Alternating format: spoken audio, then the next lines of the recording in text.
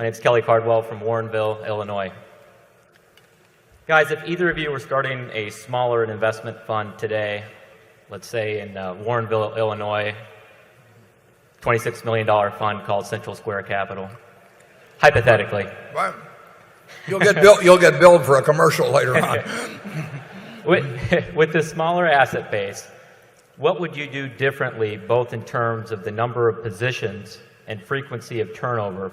For example, if you owned a portfolio of 10 stocks and 5 of them doubled in a short time period, would it make sense to actively manage the portfolio and take profits in the 5 that had doubled and redeploy the proceeds into your positions into the ones that had not moved higher, where presumably more upside exists and the odds are more dramatically stacked in your favor?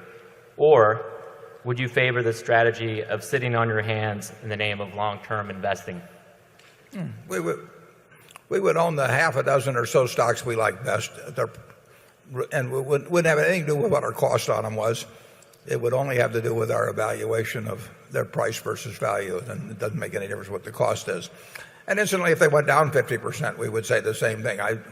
And using your illustration, I don't know whether that fund has actually had something that went up or went down. So we would our cost basis, except in rare cases, and we actually have a situation like this at Berkshire now, which I may explain a little later, but the cost basis doesn't have anything to do with the fund. When Charlie and I ran funds, we didn't worry about whether something was up or down.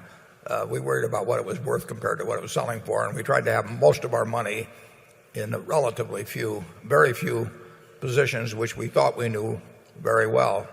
We do the same thing now. We do the same thing 100 years from now. Charlie?